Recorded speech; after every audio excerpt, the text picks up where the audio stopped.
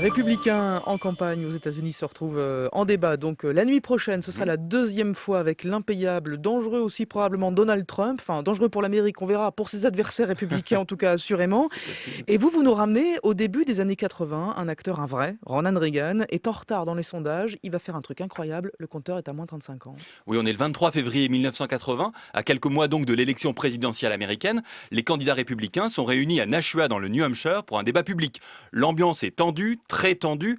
Au départ, seuls les deux favoris, Ronald Reagan et George Bush Sr., devaient s'affronter. Mais une requête, bien sûr, des autres candidats devant la commission fédérale change la donne. Le débat n'aura lieu que si tous les principaux candidats sont invités.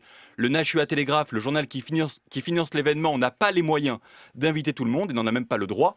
Alors on s'achemine vers une annulation pure et simple du débat. Ouais, sauf que pour Ronald Reagan, à ce moment-là, il est en retard dans les sondages et le débat, il est crucial. Absolument. Alors il décide de financer lui-même la présence des autres candidats. Bush découvre leur présence en arrivant à la tribune. L'ambiance est électrique. Il refuse de parler. C'est alors que Reagan entre en scène. Il se lève pour expliquer la situation, mais la régie lui coupe le micro. Mr. Green, you asked for me if you would... I am paying for this microphone, Mr. Green.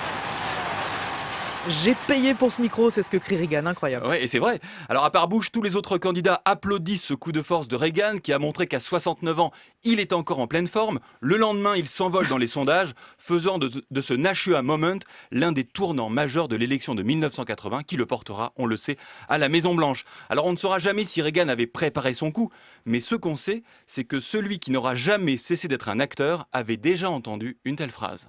Ladies and gentlemen, this is Grant Matthews. I'm sorry to interrupt, but I can't take any more of this.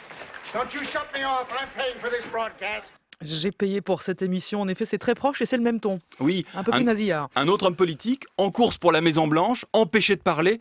Mais ce n'est pas un vrai homme politique, c'est l'acteur Spencer Tracy dans le film L'Enjeu, réalisé par Frank Capra en 1948, décidément chez Reagan, mais aussi peut-être chez son successeur autoproclamé Donald Trump. La politique est un prolongement de la comédie. Voilà, c'est ce qu'on appelle la comédie du pouvoir, peut-être. Absolument. Donc merci Thomas Negaroff sur France Info.